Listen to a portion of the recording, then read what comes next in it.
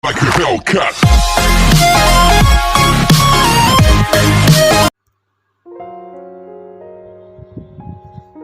Halo, selamat pagi. Kembali lagi kita bertemu dalam pembelajaran pendidikan Pancasila dan kewarganegaraan. Ibu harap kalian tetap dalam keadaan sehat dan dalam keadaan bahagia ya nak. Tetap juga dalam keadaan semangat. Nah, kita sekarang memasuki bab baru, yaitu mengenai menumbuhkan kesadaran terhadap Undang-Undang Dasar Negara Republik Indonesia tahun 1945. Sebelumnya di bab 1 kita sudah membahas mengenai memahami kedudukan dan juga fungsi Pancasila. Pancasila dan Undang-Undang Dasar 1945 merupakan alat negara yang tidak bisa dipisahkan karena mereka mempunyai hubungan yang saling berkaitan, di mana Pancasila berkedudukan sebagai dasar negara, sedangkan Undang-Undang Dasar berkedudukan sebagai konstitusi negara. Dan di bab 1 juga kalian sudah mengamati, mengobservasi bagaimana kesadaran masyarakat di sekitar rumahmu mengenai pemahamannya dalam menjalani kehidupan sehari-hari. Sudahkah sesuai dengan nilai-nilai Pancasila? Nah, dari beberapa kelompok yang sudah memberikan tanggapan, kita simpulkan kemarin lebih banyak yang kurang menyadari daripada yang menyadari. Nah, untuk bab 2 ini kita ingin membahas mengenai cara supaya dapat menumbuhkan kesadaran terhadap Undang-Undang Dasar Negara Republik Indonesia tahun 1945. Tapi sebelumnya kita harus tahu dulu, kita harus kenal dulu apa itu Undang-Undang Dasar 1945. Karena kalau Undang-Undang Dasar sudah dipahami dengan baik, maka secara otomatis Pancasila pun akan dipahami dengan baik. Karena kembali lagi, Pancasila dan Undang-Undang Dasar merupakan satu kesatuan yang tak dapat dipisahkan. Pancasila ditetapkan di dalam pembukaan alinea keempat Undang-Undang Dasar 1945 sebagai dasar negara. Baik. Untuk hari ini kita berfokus pada kedudukan dan makna pembukaan Undang-Undang Dasar Negara Republik Indonesia tahun 1945. Nah, apa saja yang akan kita bahas di dalam? Yang pertama kita akan membahas mengenai kedudukan pembukaan Undang-Undang Dasar Negara Republik Indonesia tahun 1945. Lalu yang kedua, kita akan membahas juga mengenai makna alinea pembukaan Undang-Undang Dasar Negara Republik Indonesia tahun 1945. Dan yang ketiga, kita akan bahas mengenai makna Undang-Undang Dasar, khususnya yaitu batang tubuh. Apa itu batang tubuh? Nanti akan kita jelaskan dalam slide berikut ini. Yang keempat, kita akan membahas juga mengenai pembukaan memuat pokok kaidah negara yang fundamental atau mendasar. Yang pertama kita bahas mengenai kedudukan pembukaan Undang-Undang Dasar Negara Republik Indonesia tahun 1945. Namun sebelumnya kamu perlu tahu bahwa konstitusi berasal dari bahasa Prancis, yaitu constituer, yang artinya membentuk. Menurut KBBI, konstitusi adalah segala ketentuan dan aturan tentang ketatanegaraan. Di sini kita khusus membahas mengenai Undang-Undang Dasar. Dengan demikian, secara sederhana, konstitusi diartikan sebagai suatu pernyataan mengenai bentuk dan susunan suatu negara yang dipersiapkan sebelum atau sesudah negara yang bersangkutan merupakan salah satu hal penting yang harus dipersiapkan kalau mau mendirikan suatu negara.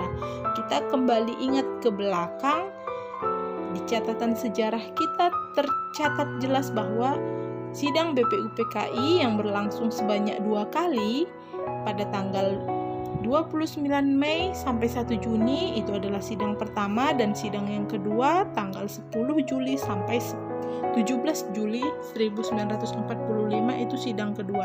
Nah, mereka khusus membahas mengenai dasar negara dan konstitusi negara kita, yaitu Undang-Undang Dasar. Konstitusi dapat diklasifikasikan menjadi 2, yaitu konstitusi tertulis dan konstitusi tidak tertulis. Apa itu konstitusi tertulis? Ialah konstitusi yang dituangkan dalam sebuah dokumen formal berupa peraturan perundang-undangan. Nah, dokumen berarti bisa kita pegang, bisa kita lihat, bisa kita raba. Itulah artinya konstitusi tertulis. Sedangkan konstitusi tidak tertulis adalah konstitusi yang tidak tertuang dalam dokumen formal, tapi dapat berupa kebiasaan-kebiasaan dan kesepakatan-kesepakatan. Nah, ini banyak sekali ya, Nak. Nah, contohnya norma yang ada di masyarakat itu adalah konstitusi yang tidak tertulis yang ada di Indonesia. Yang kedua, makna alinea pembukaan Undang-Undang Dasar Negara Republik Indonesia tahun 1945.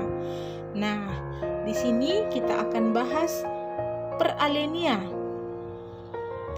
Pembukaan Undang-Undang Dasar Negara Republik Indonesia tahun 1945 memiliki kandungan pemikiran yang penting bagi bangsa dan negara Indonesia. Berdasarkan penjelasan naskah Undang-Undang Dasar Negara Republik Indonesia tahun 1945, kandungan pemikiran yang terdapat dalam pembukaan Undang-Undang Dasar Negara Republik Indonesia tahun 1945 mencakup 4 pokok pikiran, yaitu sebagai berikut. Nah, untuk pokok pikiran pertama atau alinea pertama, itu pokok pikirannya terdapat pada sila ketiga Pancasila, yaitu persatuan. Coba sambil kamu ingat-ingat sila pertama apa isinya. Nah, itu maknanya untuk alinea pertama apa isinya. Nah, itu untuk alinea pertama maknanya adalah persatuan. Ya. Ini salah satu bentuk hubungan dari Undang-Undang Dasar dan Pancasila. Lalu untuk pokok pikiran kedua atau alinea kedua itu adalah keadilan sosial, sila kelima. Alinea kedua dalam pembukaan Undang-Undang Dasar itu maknanya adalah sila kelima Pancasila. Jadi sambil diingat-ingat ya, Nak, sila kelima apa, alinea kedua apa isinya. Lalu untuk pokok pikiran ketiga atau alinea ketiga di dalam pembukaan itu adalah kedaulatan rakyat atau sila keempat. Nah, untuk pokok pikiran keempat atau alinea keempat dalam pembukaan Undang-Undang Dasar 1945, maknanya itu menyangkut 2 sila dalam Pancasila, yaitu sila pertama dan sila kedua. Nah, ini tidak dapat dipisahkan, ketuhanan dan juga kemanusiaan. Ini adalah nilai dasar dari sila Pancasila. Selanjutnya, pembukaan merupakan bagian yang tidak terpisahkan dari Undang-Undang Dasar Negara Republik Indonesia tahun 1945. Ya, ini tidak terpisahkan karena sistematika Undang-Undang Dasar Negara Republik Indonesia tahun 1945 sebelum perubahan atau sebelum diamandemen terdiri atas, nah, sistematika itu berarti urutannya, isi dari Undang-Undang Dasar itu. Kita kan taunya hanya Undang-Undang Dasar, tapi isinya kan kita belum tahu apa isinya. Nah, isinya itu ada pembukaan. Kalau kamu buka buku undang-undangmu, yang pertama kamu lihat pasti ada pembukaan. Yang kedua itu adalah batang tubuh atau pasal-pasal. Dan yang ketiga ada penjelasan. Namun yang ini sebelum amandemen. Kalau yang kita pakai sekarang itu setelah amandemen, ya, setelah tahun 2002 yang di amandemen keempat. Apa saja isi pada Undang-Undang Dasar setelah di amandemen? Dan di sini ada penjelasannya Ibu buat, itu ada 2, ya. Yang pertama itu kita dapat temukan yang namanya pembukaan, lalu untuk yang kedua, sistematika yang kedua ada pasal-pasal. Berbeda dengan sebelum amandemen. Di sebelum amandemen ada yang namanya penjelasan, tapi setelah amandemen itu tidak ada lagi penjelasan, hanya ada pembukaan dan pasal-pasal. Dan perlu kamu ingat, yang berlaku sekarang adalah yang setelah amandemen, yaitu pembukaan dan pasal-pasal.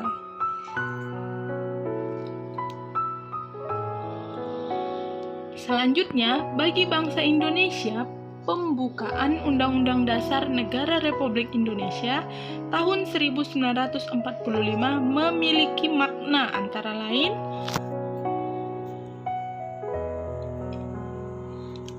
yang pertama itu menjadi sumber motivasi, aspirasi, serta tekad perjuangan bangsa Indonesia. Yang kedua, sebagai sumber cita hukum dan moral yang ditegakkan baik dalam lingkup nasional maupun dunia. Menjadi sumber cita hukum, ya. Jadi apapun cita-cita kita, tujuan nasional kan terdapat dalam Undang-Undang Dasar. Nah, yang ketiga,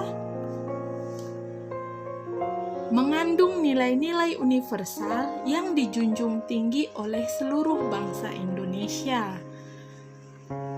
Dan terakhir, mengandung nilai-nilai yang mampu mengikuti dinamika masyarakat dan tetap menjadi landasan perjuangan bangsa dan negara Indonesia.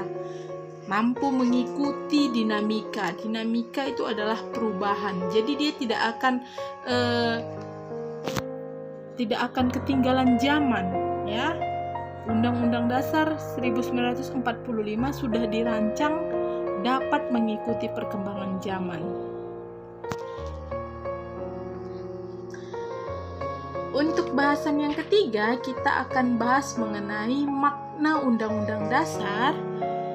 Khususnya kita akan bahas mengenai batang tubuhnya, atau tadi adalah pasal-pasalnya. Nah, pembukaan dan batang tubuh merupakan satu kesatuan yang terpadu dalam dan tidak dapat dipisahkan. Mereka merupakan satu kesatuan. Ibarat pembukaan adalah kepala dan batang tubuh atau pasal-pasal adalah kakinya.